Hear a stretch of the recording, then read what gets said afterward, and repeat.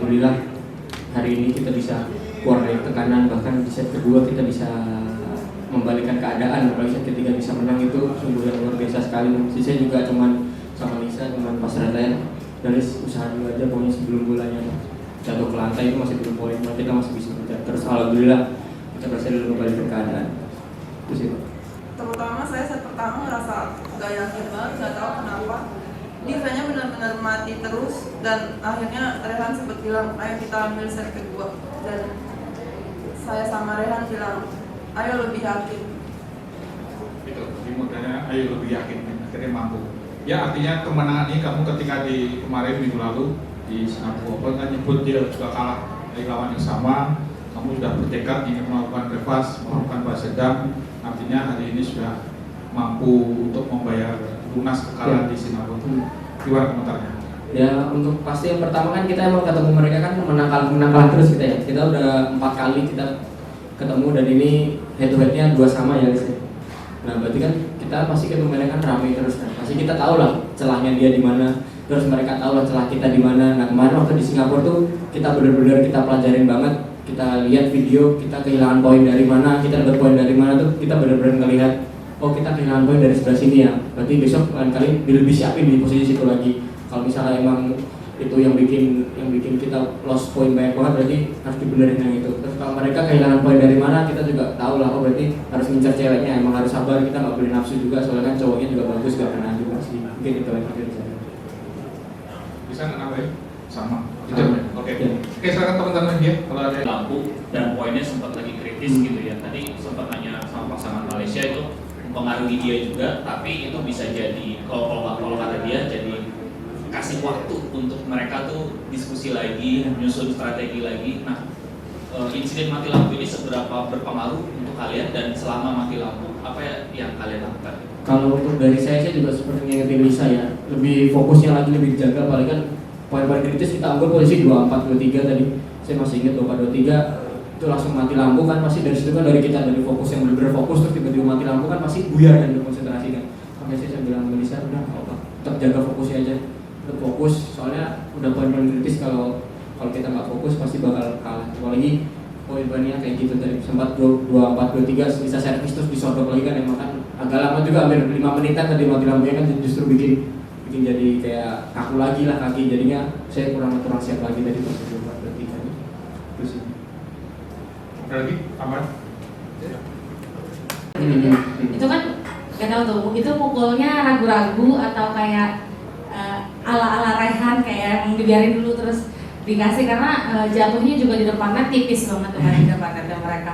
Itu seperti apa kejadiannya, sama buat kalian berdua mungkin di 3 turnamen Super 1000 kalau nggak salah nih sepanjang tahun ini kan belum nyentuh quarter final.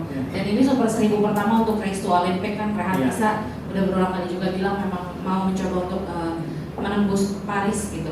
Seperti apa sih target kalian berdua di sini gitu? Yang tadi yang pertama tadi yang poin-poin 21 terakhir dari set ketiga itu saya juga itu termasuk bola hoki ya tadi ya. Saya kira bolanya out tapi ternyata bolanya masuk lagi. Ya udah saya asal pukul aja, taunya berpihak kepada kita. Saya tipper gitu banget. Lawannya simpel Pak, dia berani netok. Nah dari situ terus ya untuk yang pertandingan race to Olympic kan kita juga sempat skip 2 pertandingan dari Sudirman sama Thailand. Ya saya juga pernah bilang waktu itu kita mau setiap pertandingan mau maksimal dulu lah. Apalagi persiapan kan kita juga paling cuma seminggu, habis itu kita pertandingan lagi seminggu, jadi nggak ada yang persiapan yang benar-benar misal 3 minggu atau sebulan benar-benar persiapan itu nggak ada, jadinya ya lebih jaga fokusnya aja sih. Pasti kan juga capek, badan capek ya resiko atlet lah kayak gitulah. Ya mau gimana pun caranya, kalau pelatih bilang berangkat ya udah ayo berangkat. Saya juga tetap saya udah komitmen sama Lisa, pokoknya mau menang mau kalah misalnya pertandingan menang, alhamdulillah. Kalau kalah ya udah, kalah mah biasa, jadi itu latihan lagi, pokoknya jangan, yang penting jaga mentalnya jangan sampai ada. Sampai Kurang lebih sama lah. Jadi nggak ada targetnya babak apa? Ya buat babak sih saya pengen setiap turnamen bisa tembus 8 besar, bisa di 8 besar saja atau dikasih. Iya pasti gitu ya, kan nggak, apalagi Super 1000 nggak gampang lawannya. Dari awal juga pasti lawannya juga berat kan, pasti juga udah setara, apalagi ntar ketemunya langsung bagus, kadang-kadang langsung siditan, ya Itu kita harus lebih siap lagi untuk fokus lagi sih. Oke, sudah cukup. Oke, satu lagi sekarang.